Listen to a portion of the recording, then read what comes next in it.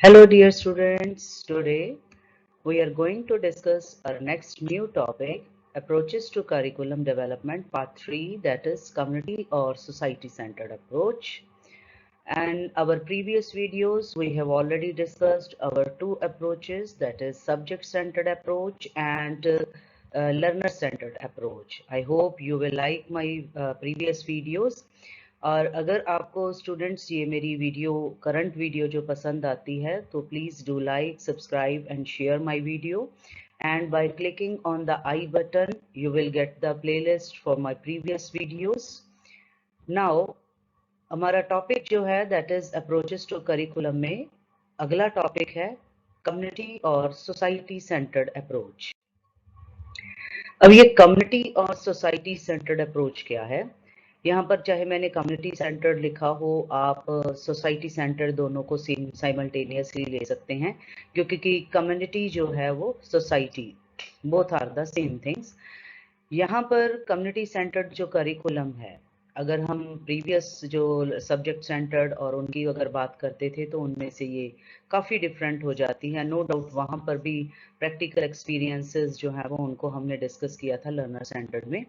But community centred क्या है, जो हमें क्लासरूम से भी बियॉन्ड लेकर जा रही है। क्लासरूम के बियॉन्ड कहाँ लेकर जा रही है? That is in the community, समाज के अंदर लेकर जा रही है। और उस समाज में यानी कि जो क्या कर सकता है, that can change the world through students and teachers. हम अपनी पूरी कम्युनिटी को, समाज को जो है स्टूडेंट्स और टीचर्स के जरिए बदल सकते हैं।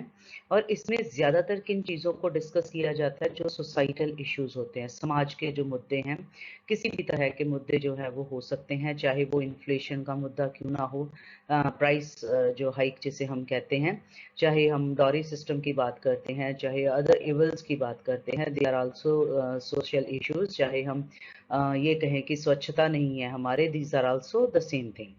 और करिकुलम का गोल क्या है कि उसको एक्सप्लोर करना और उन इश्यूज को सॉल्व करना थ्रू स्टूडेंट्स, थ्रू टीचर्स।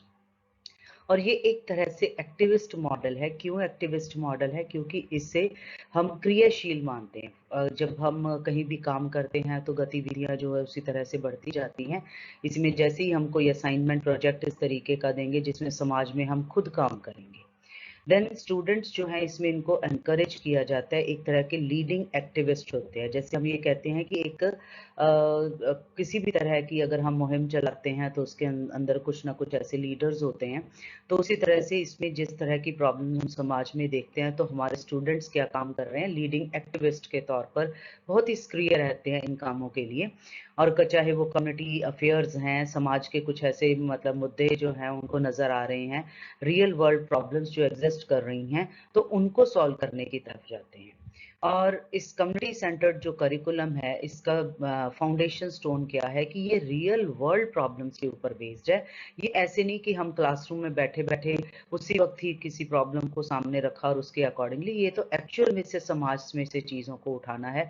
जैसे हम कहें डॉरी सिस्टम है या ईव टेजिंग है, या हम ये कह सकते हैं किसी भी तरह का कोई भी या क्राइम जो है वो लेटेस्ट हो रहे हैं, या सैनिटेशन की प्रॉब्लम आ रही है, तो इस तरह के जो रियल वर्ल्ड की एक्चुअल प्रॉब्लम्स हैं उनको इसके अंदर जो है वो लेकर आया जाता है। इस करिकुलम में स्टूडेंट्स जो हैं एक चेंज एजेंट्स की तरह काम करेंगे या करते हैं और समाज में जो है वो बदलाव लेकर आते हैं। तो इसके अंदर सबसे पहले समझना क्या जरूरी है, कम्युनिटी क्या है?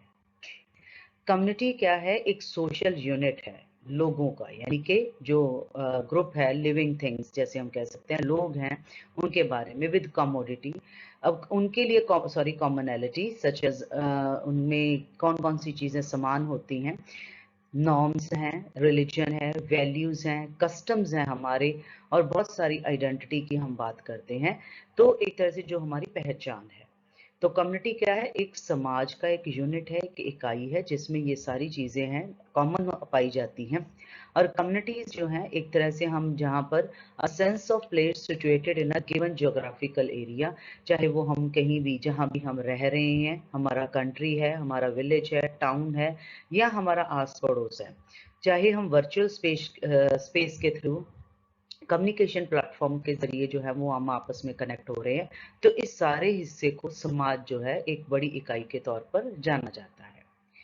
इसके बाद हम कम्युनिटी सेंटर्ड करिकुलम का जो मीनिंग है उसको समझेंगे कि कम्युनिटी सेंटर्ड करिकुलम क्या होता है। अब करिकुलम जो है इसके अंदर एक ये कम्युनिटी सेंटर्ड करिकुलम एक ऐसी अप्रोच है जो क्या चीज को कनेक्ट करती है, that connects classroom learning objectives with civic engagement. यानी कि जो क्लास के ऑब्जेक्टिव्स हैं, बच्चा क्या सीखे उसको समाज के यानी कि जो सिविल सोसाइटी है उसके साथ उसको हिस्सा बनाना, एक अच्छे नागरिक की एंगेजमेंट करवानी।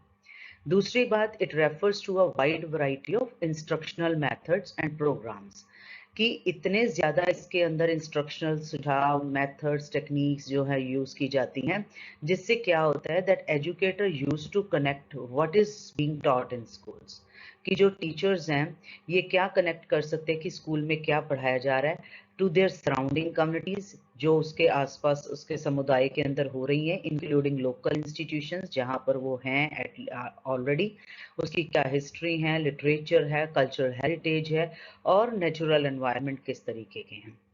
यानी कि आप ये मान के चलिए कि अगर हम इसकी बात कर रहे हैं तो हम पूरे समाज को एक इकट्ठे, चाहे वो उसकी हिस्ट्री के जरिए, साहित्य के जरिए, कैसे भी हम उसको इकट्ठा कर रहे हैं एक ही जगह पर।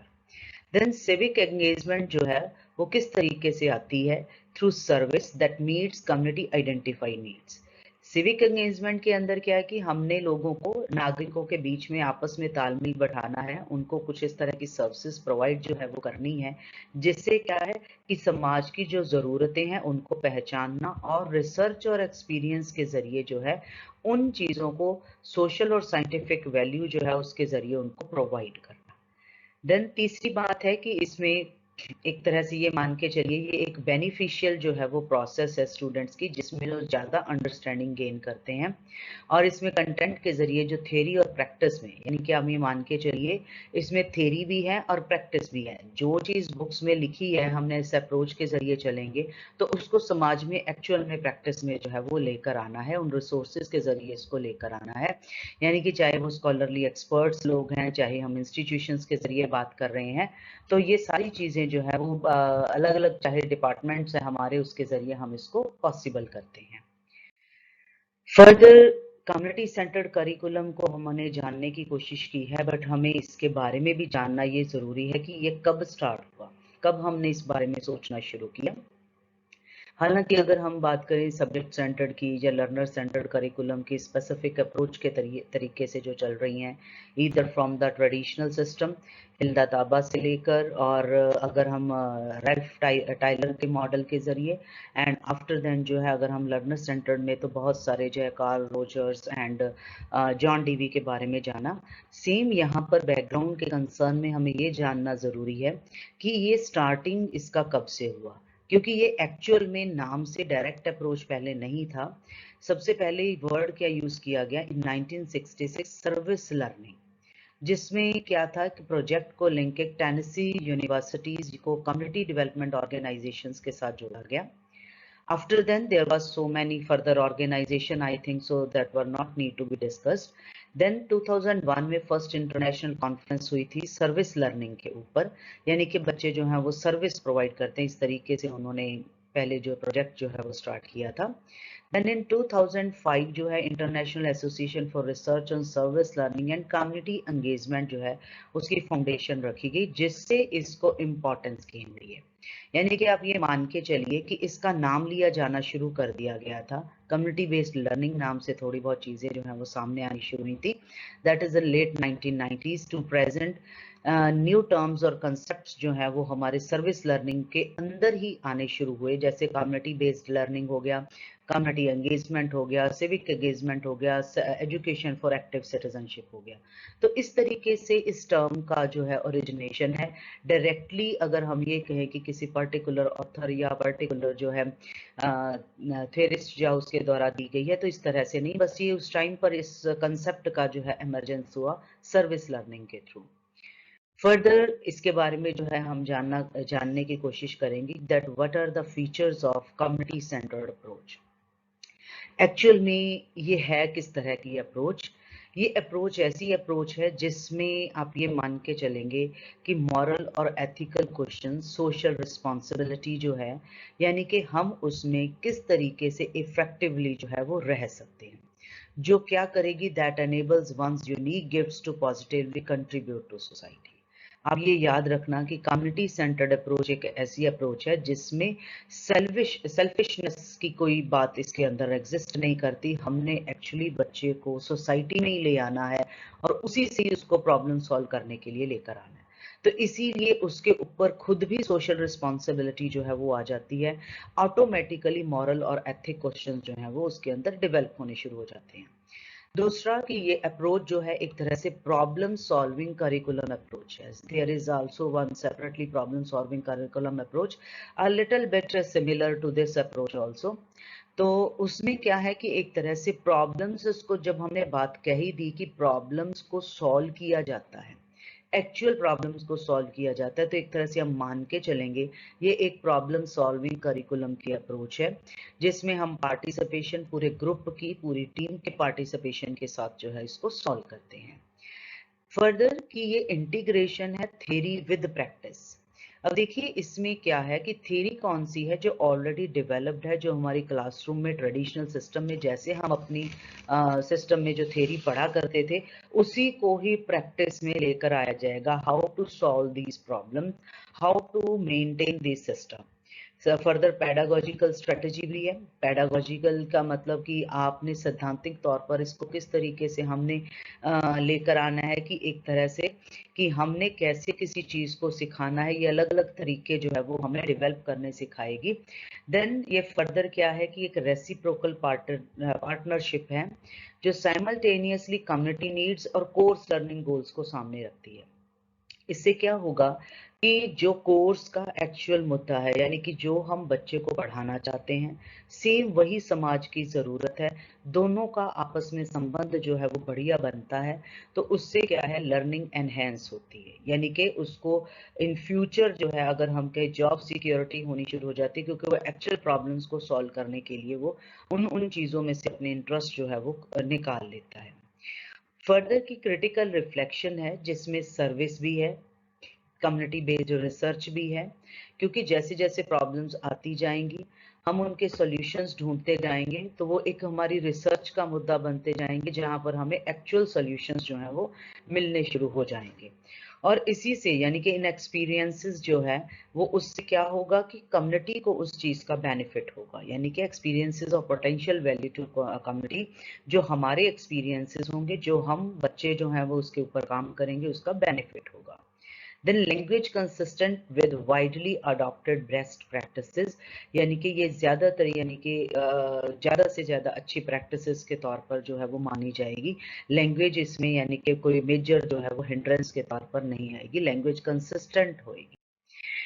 देन इसमें एक और चीज़ है जो बहुत इंपॉर्टेंट है कि स्टूडेंट्स को अपॉर्चुनिटीज़ मिलेंगी कि समाज में आप अच्छा योगदान दे सको, एक्टिव पार्टिसिपेशन कर सको, ऑर्गेनाइज सर्विसेज एक्सपीरियंसेस जो है वो कोऑर्डिनेट करेंगे स्कूल और कम्युनिटी के साथ। देखिए स्कूल बच्चों को समाज में लेकर आएगा और बच्चे को जो है वो एम्पल ऑफ अपॉर्चुनिटीज मिलेंगी कि मैं समाज में अपना कंट्रीब्यूशन अच्छा दे सकता हूँ, अपनी एक्टिव पार्टिसिपेशन कर सकता हूँ और उससे क्या है कि मेरा अच्छा रोल प्ले होगा, तो मैं अच्छा एडजस्ट सोसाइटी में जो है वो हो सकता हूँ।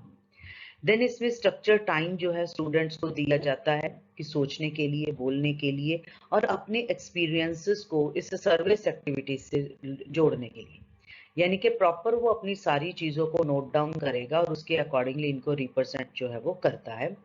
अब जब बच्चा इस तरीके के काम करेगा देन उसको अगेन कौन सी अपॉर्चुनिटीज मिलेंगी, जो वो उस समाज से स्किल्स सीख रहा है, either in the form of academic skills और नॉलेज उसको मिल रही है रियल लाइफ सिचुएशंस में जो उसके अपने समाज के बारे में मिल रही है। अब देखिए जब स्टूडेंट जो है सोसाइटी में मूव करेगा तो उसके साथ कम्युनिकेट भी करेगा, जितना अच्छा कम्युनिकेशन जो है वो उसका बढ़ता जाएगा उसी अकॉर्डिंगली उसको नॉलेज जो है वो रियल लाइफ सिचुएशंस की मिलती जाएगी, सोसाइटी में बेटर एडजस्टमेंट होगी और उसके साथ साथ वो प्रॉब्लम्स को कैसे सॉल्व कर सकता है। देन enhancement होगी what is taught in the school by extending student learning beyond the classroom and into the community, helping to foster the development। यानी कि of a sense of caring for others. देखिए जैसे जैसे हम उनको projects देते जाएंगे तो उनके अंदर दूसरों के प्रति प्रेम की भावना, बेटरमेंट जो है वो उनके अंदर फीलिंग होती है कि हम दूसरों की देखभाल करें, हम इस तरीके से काम करें सोसाइटी के लिए। मान लीजिए हम ओल्ड एज होम के लिए ले जाते हैं, वहां का उनको प्रोजेक्ट जो है वो करने के लिए देते हैं, तो उससे क्या होगा कि वो आपस में एक दूसरे की केयर करना सीखेंगे कि सोसाइटी में इस तरीके का होता है, एक दूसरे के प्रति टॉलरेंस जो है वो बढ़नी शुरू हो जाती है। देन एजुकेशन फॉर सिटीजनशिप, अच्छी नागरिकता के लिए उनको जो है वो यहाँ पर सीखने को मिलता है। एक अच्छे नागरिक के कौन से गुण होने चाहिए, जो हम वही बात है थ्योरी में लिखते हैं उसको प्रैक्टिस में लेकर आएंगे। देन स्टूडेंट्स जो है करिकुलम रेलिवेंट और रियल वर्ल्ड एक्सपीरियंसेस से जो है वो सीखते जाएंगे। धीरे धीरे जो ट्रेडिशनल मेथड्स हैं, जैसे मैंने ऑलरेडी आपसे बात करी कि जो टेक्स्ट में लिखा है, चाहे वो सीट वर्क है, चाहे टेक्स्ट बुक है, चाहे एक्सरसाइजेस हैं, तो वो उसको क्या किस चीज के लिए प्रिपेयर करेंगी, फॉर रियल वर्ल्ड एप्लीकेशन। देखिए आपने अब की जो प्रेजेंट बुक्स होती हैं तो उसमें भी हॉट्स क्वेश्चन लिखे होते हैं, higher order thinking skills, but normally classroom में वो एप्लीकेबल नहीं करते हैं। तो ये एप्लीकेशन जो है वो रियल क्लासरूम से बाहर जाकर इसको अप्लाई किया जा सकता है, जब हमारा पूरा प्रोग्राम इसके ऊपर जो है वो बेस्ड होता है। और इसमें एक अच्छी बात क्या है कि सोशल इश्यूज और ग्रुप प्रॉब्लम सॉल्विंग जो है वो फोकस में रहते हैं, क्योंकि जो समाज के मुद्दे हैं बच्चा उन्हीं से सीखेगा, उन्हीं को सॉल्व करने की कोशिश करेगा। अगर हमने मुद्दे ही इस तरीके के ले लिए जिसको बच्चा सॉल्व नहीं कर सकता तो उसका कोई फायदा नहीं। और समाज के मुद्दे उसके सामने आने जरूरी हैं, समाज की मूवमेंट किस तरीके की है, और समाज को अगर हम राइट डायरेक्शन में लेकर जाना चाहते हैं तो इन इश्यूज के बारे में उसको पता होना चाहिए। फिर स्टूडेंट्स जो हैं they work to find the social relevance of their efforts. देखिए यहाँ पर कई बार बच्चा महसूस करता है मैंने 10th क्लास पास कर ली, मैंने +2 पास कर ली, मैं ग्रेजुएट हो गया, मैं पोस्ट ग्रेजुएट हो गया, still I am unable to get any job. तो एटलीस्ट वो प्रॉब्लम जो है वो यहाँ पर नहीं रहेगी, क्योंकि वो अपने जो एफर्ट्स हैं सोशल रेलेवेंट एफर्ट्स बनाएगा और उनको सिटीजनशिप पॉइंट ऑफ व्यू से जो उसको प्रोजेक्ट्स मिले उनको कैसे इंप्रूव कर सकता है, इसका मतलब सोसाइटी में कैसे मूव कर सकता है, किस तरह की सोसाइटी है, क्या डिमांड्स है, बच्चा उसी अकॉर्डिंगली अपने आप को जो है वो ढालना शुरू करता है कि these courses should I have to take. Then classroom उसके लिए क्या बन जाएगा, एक मिनिएचर सोसाइटी, सोसाइटी का छोटा सा नमूना बन जाएगा, उस कम्युनिटी का, उस डेमोक्रेसी का, as Ellis has described it. क्योंकि एलिस ने इन्होंने काफी पहले यानी कि आप ये मान के चलिए कि सोशल स्टडीज जो है करिकुलम उसके ऊपर इन्होंने काम किया था, तो उस टाइम पर इन्होंने इस चीज को जो है वो डिस्कस किया। और इसमें एलिस ने और भी क्या किया कि स्टूडेंट्स जो हैं वो कंसिस्टेंटली वर्क करते हैं बेटर प्लेस अपने वर्ल्ड को बनाने के लिए, क्योंकि यंग पीपल जो होते हैं ना वो बहुत ज़्यादा एनर्जेटिक क्रिएटिव होते हैं, तो अपनी लाइफ की स्टेजेस के ज़रिए वो अपने वर्ल्ड के अंदर, अपनी समाज के अंदर जो है वो कहता है चेंजेस लेकर आ सकते हैं। और दिस विल हैपन डेफिनेटली कि अगर हम इस अप्रोच के ज़रिए स्टूडेंट्स को सिखाते हैं। Then there are so many advantages of this community centered approach. I hope कि आपको फीचर्स इसकी समझ आ गई होंगी। अब इसकी एडवांटेजेस क्या हैं, क्या फायदा है कि अगर हम कम्युनिटी सेंटर की करिकुलम की अप्रोच को अगर हम अडॉप्ट करते हैं, लेकर आते हैं, तो सबसे पहले तो है development of altruism and social awareness among students. देखिए एल्ट्रिज्म एक तरह से ये है कि बच्चों को हेल्प करता है, स्टूडेंट्स को हेल्प करता है, जो उनको अपनी ही जैसे हम ये कह सकते हैं कि a sense of belonging to their communities, अपनी जगह से जुड़ने के लिए वो हिम्मत करते हैं। एल्ट्रिज्म आप ये मान के चलिए जहाँ पर हम सेल्फलेस सर्विस करते हैं, जहाँ पर हम किसी भी गेन के अकॉर्डिंगली काम जो है वो नहीं करते कि मुझे ये बेनिफिट होगा, मैं एक तरह से बिना किसी बेनिफिट के अपनी कॉस्ट पर भी कई बार उस तरह का काम करूं। तो इस तरह की भावना जो है वो बच्चों के अंदर जब कम्युनिटी से जुड़ते हैं तो होती है। और इसका मेन ऑब्जेक्टिव भी क्या है कि ये बच्चे में अकेली प्रोफेशनल स्किल्स ही नहीं लेकर आएंगे, बल्कि उसके अंदर अवेयरनेस लेकर आएंगे। What are the realities of others. देखिए लोगों की कैसी कैसी प्रॉब्लम्स हैं, अब अगर हम डॉरी सिस्टम की बात करें, अगर हम सैनिटेशन की बात करें, तो देखिए बहुत सारे एरियाज ऐसे होते हैं जहाँ पर लोग जो है बहुत बुरी कंडीशंस में रह रहे होते हैं। तो वहां से बच्चे के अंदर ये फीलिंग आती है कि यस, कि आई कैन हेल्प देम, मैं भी समाज के लिए अपना काम कर सकता हूँ, और इस तरह की एक्टिविटीज कि ये लोग भी हमारे साथ के ही हैं। इंक्लूसिवनेस की फीलिंग, डाइवर्सिटी की, मतलब जो हमारे अंदर है कि हम बहुत लोग डिफरेंट हैं बट इवन देन हम एक हैं, तो ये रिस्पेक्ट है दूसरों के प्रति जो बच्चों के अंदर डेवलप हो जाती है, जो कि हम क्लासरूम में कई बार मॉरल साइंस पढ़ाते हुए ये चीज को नहीं सिखा पाते, जितना कि एक्चुअल में बच्चा उन लोगों से मिलता है, डिस्कस करता है, तो वो डायरेक्टली अपने आप ही उस चीज के लिए जो है वो बाहर आते हैं। Then development of team work. देखिए जब आप कम्युनिटी का उन बच्चों को प्रोजेक्ट देते हैं तो वो टीम वर्क में काम करते हैं, तो इससे क्या होता है, दोनों के इंटरपर्सनल रिलेशनशिप्स जो हैं वो बढ़िया बनते हैं, और उनमें किस चीज की फीलिंग है, जो डिसीजन मेकिंग अच्छा करते हैं, प्रॉब्लम्स को सॉल्व करते हैं। जैसे हम कहते हैं ना, 1 और 1 11 हो जाते हैं, यानी कि हम स्टूडेंट्स जो हैं अगर अब इस तरीके से काम करेंगे तो वो ज्यादा अच्छा डिसीजन जो है वो ले सकते हैं। Then it also develops the critical thinking. कैसे कि यानी कि स्टूडेंट्स जो हैं वो अच्छा डिसीजन लेते हैं, किस तरीके से लेते हैं, अपनी रिफ्लेक्शन लेते हैं, जजमेंट लेते हैं, यानी कि क्या उनके साथ हुआ, how the things are going to be reflect, मैंने ये काम किया था, इसका मुझे ये आउटपुट नजर आ रहा है, और further what type of feedback I needed, तो उसके अकॉर्डिंगली वो अपनी जजमेंट जो है वो तैयार करते हैं। फर्दर इंटरपर्सनल स्किल्स और भी डेवलप होती हैं जब ये ग्रुप में काम करते हैं, कि वो उससे बियॉन्ड भी लोगों से मिलते हैं, इंटरेक्ट करते हैं, डाइवर्स बैकग्राउंड से हैं, फाइंडिंग्स जो है उनको कलेक्ट करते हैं, स्टूडेंट्स की आपसी इंटरेक्शन एनहेंस होती है, जिससे वो पीयर असेसमेंट या मतलब फर्दर जो है कंटिन्यूटी जो है फीडबैक के अंदर जो है वो उनको आती जाती है, यानी कि वो अपनी ही चीज़ों को बढ़िया तरीके से अप्रोच जो है वो बनाने लग जाते हैं। देन बहुत सारी जो अपॉर्चुनिटीज हैं वो स्टूडेंट्स को मिलती हैं कम्युनिटी सेंटर्ड अप्रोच के अंदर, कि जब वो रियल वर्ल्ड का एक्सपीरियंस लेते हैं, ग्रुप प्रॉब्लम सॉल्विंग में का हिस्सा लेते हैं, सिटीजनशिप के कंसेप्ट को समझते हैं, तो then they have infinite opportunities कि वो अपनी स्किल जो उनके अंदर हिडन पोटेंशियलिटीज हैं उसको वो एप्लीकेबल करें, जो नॉलेज उन्होंने क्लासरूम में सीखी है रियल लाइफ में लेकर आए, और कैसे कैसे आइडिया जैसे जस्टिस के हैं, टीम वर्क के हैं, कोलेबोरेशन के हैं, सिटीजनशिप है, डेमोक्रेसी है, इवन कंपैशन है, तो इन सब चीज़ों को जो है वो एक्सप्लोर करना शुरू करना शुरू कर देते हैं। जैसे कि अगर वो स्टूडेंट्स जो हैं, अगर हम उनको पर्टिकुलर जो है वो चाहे जुडिशरी की कोई बिल्डिंग में विजिट कराते हैं, वहां पर लोगों से डीलिंग उनको कहते हैं करने के लिए, और टीम वर्क में अगर काम करते हैं तो बहुत सारी चीजें जो है उससे आउटपुट जो है वो निकल आती है। Then it also gives us the facilitated teaching. देखिए इसमें कई जगह पर मैंने देखा था कि रोल ऑफ स्टूडेंट क्या है, रोल ऑफ टीचर क्या है, तो ये मैंने सारी चीजें इसकी एडवांटेजेस में इंक्लूड कर दी हैं, कि जो ये करिकुलम अप्रोच है हमारी कम्युनिटी सेंटर्ड, ये टीचर जो है इसमें फैसिलिटेटर के तौर पर काम करता है, यानी कि टीचर जो है, यानी कि अपॉर्चुनिटीज जो है वो ग्रुप लर्निंग के लिए क्रिएट करता है, और उनके अंदर सेंस ऑफ फ्रेंडशिप जो है वो स्टूडेंट्स के अंदर जो है वो डेवलप करता है, दोनों आपस में अच्छा जो है वो संबंध बनाते हैं और एक दूसरे का हिस्सा बनते हैं, वो भी ग्रुप का हिस्सा बनता है, और उनको उनके ऊपर बिल्कुल नहीं छोड़ दिया जाता, टीचर साथ में हेल्पफुल होता है, और दोनों ही अपने अपने एक्सपीरियंसेस शेयर करते हैं, आपस में एक दूसरे को जो है वो सपोर्ट करते हैं। फर्दर और क्या बेनिफिट होता है, that is it gives us enhanced learning. अब बच्चा जो है प्रीवियस मोड के अकॉर्डिंगली, जैसे वो पहले जो सीखने के लिए हम फोर्स करते थे, यहाँ पर उसको फोर्स करने की जो है वो जरूरत नहीं पड़ेगी, वो बोर नहीं होगा अपने ट्रेडिशनल सब्जेक्ट मैटर से। क्यों नहीं होगा?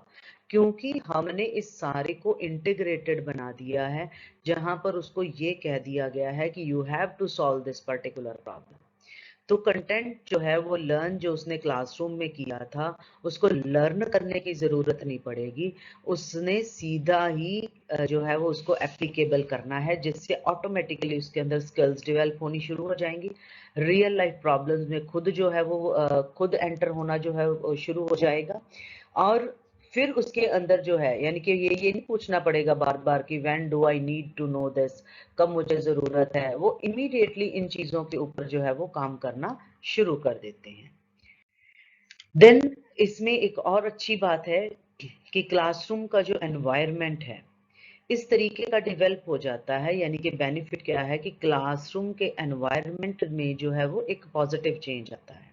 स्टूडेंट्स जो है डिस्कशन में पार्टिसिपेट करने शुरू कर देते हैं। जब आप देखिए स्टूडेंट्स को एक दो बार कहीं भी आउटसाइड किसी एक्टिविटी में ले जाइए, किसी पर्टिकुलर प्रोजेक्ट के पॉइंट ऑफ व्यू से चाहे लेकर जाइए, तो बच्चे आपस में कम्युनिकेशन शुरू करते हैं। जब टीचर और स्टूडेंट आपस में कम्युनिकेशन शुरू हो जाता है, then they come further discussion, फिर उसके साथ ग्रुप प्रोजेक्ट होता है, फिर कोलैबोरेशंस होनी शुरू हो जाती हैं। तो एक तरह से क्लासरूम का एनवायरनमेंट क्या हो जाता है, a mirror of a democracy. ठीक है ना, कि यानी कि उसकी आउटलुक देनी शुरू कर देता है जब दोनों आपस में कोर्स ऑफ स्टडी से जो रियल जो लाइफ की प्रॉब्लम्स है उनको मैच करना शुरू कर देते हैं, और उनको भी उस अकॉर्डिंगली टाइम जो है वो आउटसाइड द क्लासरूम कम्युनिटी में जाने का मिलेगा और बार बार मौका मिलेगा, और दोनों इन्वेस्टिगेट करेंगे, पार्टिसिपेट करेंगे एक्टिविटीज में, और रियल वर्ल्ड की प्रॉब्लम्स को सॉल्व करने के लिए जो है वो सोल्यूशन ढूंढेंगे। अब देखिए जब वो रियल सिचुएशन में जाना शुरू करेंगे तो उनको इस चीज के ऊपर ज्यादा इफेक्ट जो है वो आना शुरू हो जाएगा। वो उन चीजों को जो है रिसर्च पॉइंट ऑफ व्यू से देखना शुरू कर देंगे। एक तरह से इंक्वायरी बेस्ड सिस्टम जो है यहाँ पर स्टार्ट हो जाएगा। फर्दर स्टूडेंट्स जो हैं उनकी असेसमेंट किस तरह से होनी शुरू हो जाएगी, उनकी एबिलिटी, जो वो नॉलेज अप्लाई करते हैं, जो स्किल्स रियल लाइफ प्रॉब्लम से उनके अंदर डेवलप हुई, उसके ऊपर वो असेसमेंट होती है, और इसलिए वो आपस में जो कोलैबोरेट करते हैं फर्दर नए सॉल्यूशंस को ढूंढने के लिए। अब इस अप्रोच के जरिए एक और बेनिफिट जो है वो स्टूडेंट्स को मिलता है कि उनके अंदर और एंथुसियाज्म बढ़ जाता है और इंटरेस्ट बढ़ जाता है उनके सब्जेक्ट्स के प्रति। कंसेप्ट्स जो उनको पढ़ाए जाते हैं वो बहुत ज़्यादा उनको इंस्पिरेशन जो है वो मिलने लग जाती है, कि जैसे हम कहें कि एकेडमिक स्टडी जो है कंसेप्ट से कनेक्टेड हुई, इश्यूज से हुई, और उनसे उन इश्यूज में वो ज़्यादा इंटरेस्ट लेते हैं जो उनको फेमिलियर हो जाने शुरू हो जाते हैं, उनकी अंडरस्टैंडिंग बढ़ जाती है। देखिए जो चीज हमें पहले से पता है या हम लोग जान रहे हैं उसको देखने के बाद, तो वहां पर काम करना आसान हो जाता है, क्योंकि फेमिलियरिटी होगी तो हमें अंडरस्टैंडिंग भी, एक्सेसिबिलिटी भी हो जाती है, और पर्सनली हमें उस चीज की रेलेवेंस भी जो है वो समझ आनी शुरू हो जाती है।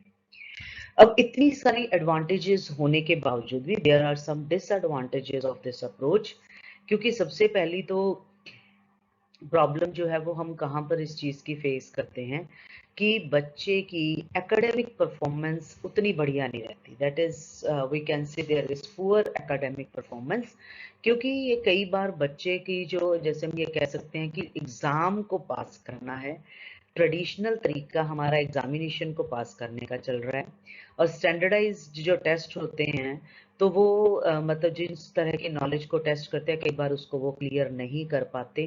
सभी बच्चे एक जैसे नहीं होते, क्योंकि इस नॉलेज के सभी एरियाज जो एग्जामिनेशन पॉइंट ऑफ व्यू से रिक्वायर्ड हैं, तो लर्नर जो है उसे अकॉर्डिंगली अच्छे स्कोर्स जो है वो अचीव नहीं कर पाता, फाइनल स्कोर्स जो एग्जाम्स के अंदर उसको रिक्वायर्ड हैं।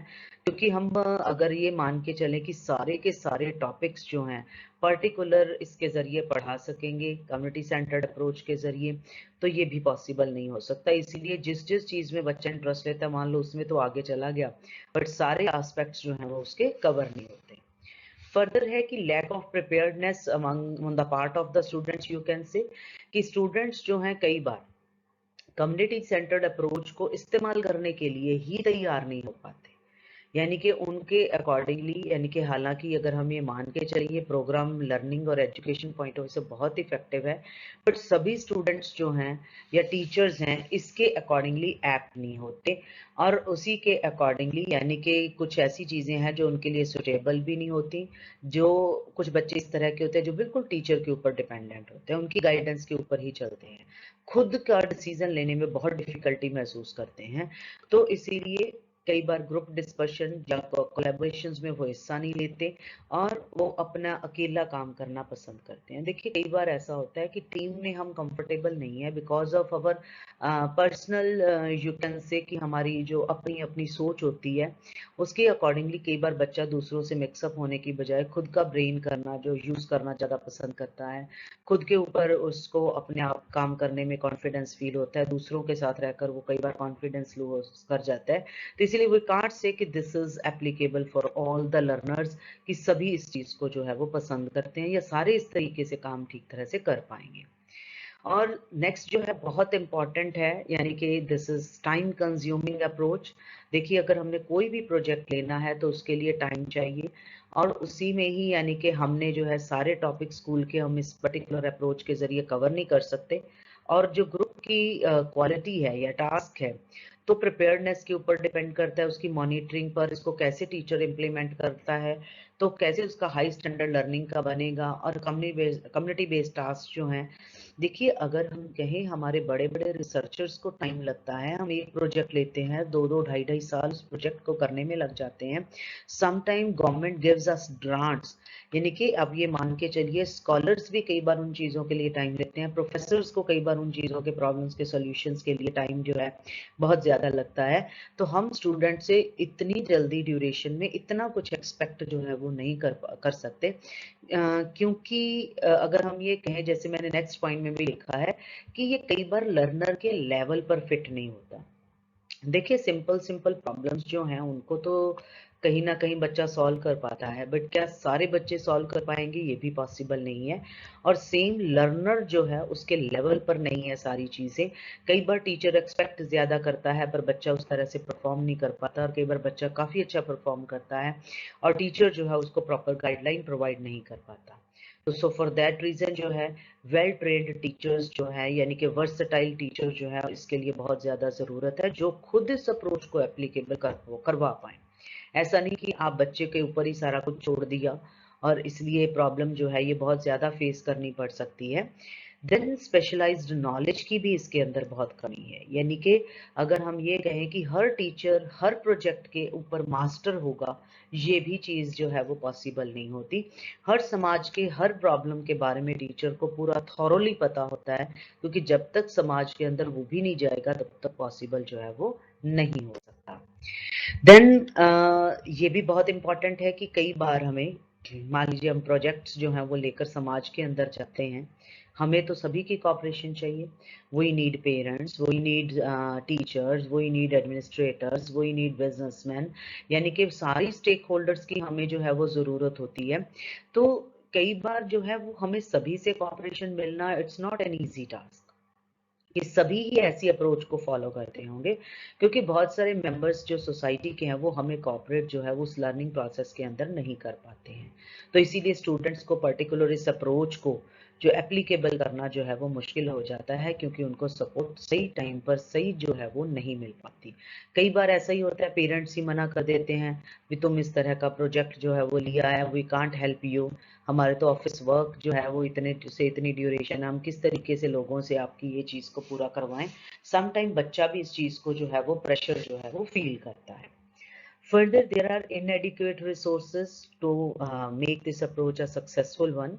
किस तरीके से कि कम्युनिटी जो सेंटर्ड अप्रोच है ये लर्निंग को प्रमोट करती है, और इसके लिए ज़रूरत किस चीज़ की है कि हमें रिसोर्सेज और फैसिलिटीज़ को इन्वेस्ट करने की ज़रूरत है उसमें। चाहे वो हमें पैसे के तौर पर उसमें हमें करना पड़े, चाहे किसी भी तौर पर हमें करना पड़े, तो ज़रूरत पड़ती है। जैसे हम ये कहें कि एक रिसोर्स सेंटर की ही ज़रूरत है, रिसर्च और लर्निंग की ही ज़रूरत है उसके अंदर, तो कई बार स्कूल जो है वो उतना पैसा जो है वो प्रोवाइड नहीं करता। और देखिए हर बच्चे के अकॉर्डिंगली उसकी नीड जो है वो डिफरेंट है, तो कैसे ये सारी चीज़ें जो हैं वो पॉसिबल हो जाएंगी कि एक अप्रोच के जरिए हम सभी की डिमांड्स को फुलफिल कर पाएंगे। तो इसीलिए सारे रिसोर्सेज हमें मिल नहीं पाते हैं, और इसीलिए जो है हम intended results, you can say proper goal जो है उसका अचीव करने में जो है वो सक्सेसफुल नहीं हो पाते। देन पेरेंटल एटीट्यूड, जैसे प्रीवियसली मैं अभी डिस्कस ही कर रही थी आपसे कि जो पेरेंट्स हैं sometimes they are not agreed with your particular projects. कई बार वो उस दायरे में आपकी किसी तरह की कोई हेल्प नहीं कर पाते, कई बार वो रिजिड हो जाते हैं कि मेरा बच्चा एक एक जगह पर ऐसे जाएगा, या वो इस तरीके से हर एक से इस तरह की इंफॉर्मेशन डिमांड करेगा, they will not go in for this. और समटाइम्स जो है कि बच्चे जिनके साथ रूबरू होते हैं तो वहां पर भी उसको जो है वो कॉपरेशन बच्चों को नहीं मिल पाती।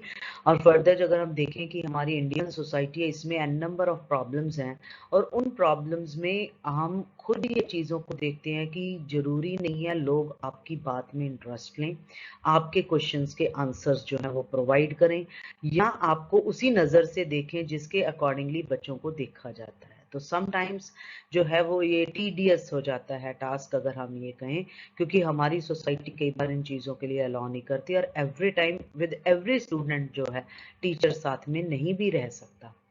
देन रिस्क फैक्टर्स हैं, जब हम प्रोजेक्ट्स करते हैं तो कई बार हम ऐसे ऐसे प्रोजेक्ट्स हैं, suppose we have to go to the hilly area, या हम किसी और पर्टिकुलर जगह पर जाना है, नो डाउट हमें पैसा भी बहुत इन्वेस्ट करना पड़ेगा, but there are so many risk factors कि मान लीजिए हम डैम पर बच्चों को लेकर चले गए, या किसी भी तरीके से कोई मिस हैपनिंग हो जाती है। Then these are the examples from the Indian society. अगर हम कहें कि बहुत सारी इस तरह के चाहे वो बड़े बच्चों को भी कॉलेज के या स्कूल के जो ट्रिप्स के साथ लेकर जाया जाता है जस्ट फॉर द एक्सप्लोरेशन, तो वहाँ पर जो है वो रिस्क फैक्टर्स जो है कई बार साथ में जुड़े होते हैं। कई बार सोसाइटी आपके साथ इस तरह से बिहेव करती है कि जहाँ पर आप चले जाते हो और वहाँ पर आपको जो है प्रॉपर अच्छा रिस्पॉन्स नहीं मिल पाता, तो कई बार हमें इस तरह की प्रॉब्लम्स जो है वो फेस करनी पड़ती हैं। There are so many risk behind this. तो कई बार प्रोजेक्ट जो है वो टफ जगह पर है, कई बार प्रोजेक्ट में हमें खुद को पर्सनली जो है वो नुकसान हो सकता है, क्योंकि हमने कम्युनिटी में जाकर करना है, तो देयर काइंड भी मतलब पॉसिबिलिटी हो सकती है कि there might be some mis happening. So we have to need to be very careful while applying this particular approach, no doubt। अगर हम कहें फर्दर कि I can conclude by saying कि बहुत सारी चीज़ें जो है कम्युनिटी एक्टिविटीज़ में पार्टिसिपेशन ज़रूरी है, कम्युनिटी एंगेजमेंट ज़रूरी है, क्योंकि इससे बच्चा जो है नॉलेज को प्रैक्टिकल सिचुएशन में अप्लाई कर सकता है। But no doubt there are so many various challenges जो इस अप्रोच के जरिए हैं। फर्दर जो है अगर हम ये कहें कि अपॉर्चुनिटीज़ लर्निंग नॉलेज डेवलपमेंट जो है वो स्टूडेंट्स के अंदर जो है वो हो सकती है, पर अगर कुछ चीज़ों को ध्यान में रखा जाए। Thank you very much, students. I hope you have understood the whole topic, that is community centered or society centered approach to curriculum. इसमें हमने उसकी बैकग्राउंड के बारे में जाना, मीनिंग के बारे में जाना, और इसकी फीचर्स जो हैं उसको डिस्कस किया हमने। देन हमने इसकी एडवांटेज और डिसएडवांटेजेस को भी साथ में डिस्कस किया। I hope you have learned the topic. Thank you, students. Thank you very much. And if you like my video, please do like, subscribe, and share my video. And by clicking on the I button, you will get my previous list of my YouTube videos. Thank you very much.